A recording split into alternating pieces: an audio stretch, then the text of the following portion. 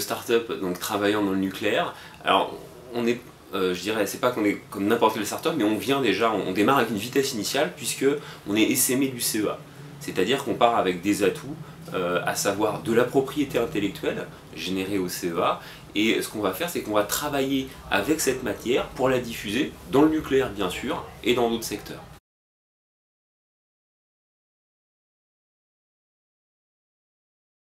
Nous, notre modèle économique, c'est déjà de partir d'une technologie qui est extrêmement différenciée, qui a mûri donc au CEA, et à partir de ça, de créer de la valeur. Donc de créer de la valeur dans le nucléaire, en étant capable d'abaisser les coûts de validation du logiciel, ou dans d'autres secteurs économiques, d'être capable d'atteindre des cibles qui aujourd'hui, jusque-là, étaient inatteignables grâce à cette technologie qu'on a.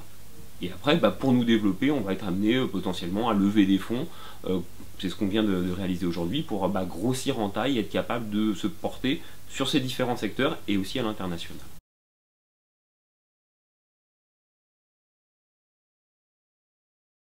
Dans le domaine du nucléaire, ce qu'on fait depuis, donc qui a commencé au CEA sur les 10 dernières années, donc ça fait voilà, il y a eu ça a mûri, c'est le fait d'abaisser les coûts de validation.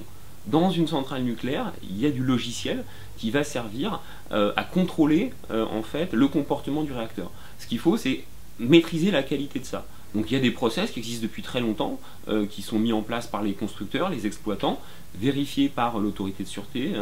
Et nous, ce qu'on fait, c'est on abaisse les coûts de validation pour être sûr que dans toute la chaîne, les gens soient d'accord et se disent « Ok, on est sûr que ce logiciel, il marche bien ». C'est la même chose dans l'aéronautique. D'où le fait qu'on ait eu pendant 10 ans des financements à la fois de l'aéronautique et du nucléaire qui financent le développement de cette technologie. Et aujourd'hui, on essaime ça.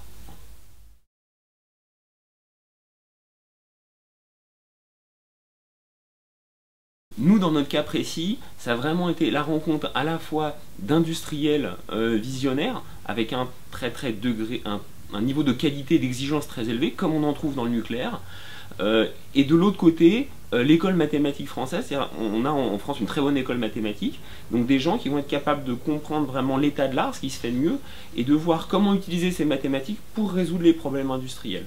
Et c'est vraiment la rencontre des deux qui a permis le financement dans un premier temps, puisque c'est important, et la création de cette technologie qu'aujourd'hui, nous en tant que start-up, on valorise. C'est vraiment cette exploitation du tissu local, industriel et académique, et la rencontre des deux.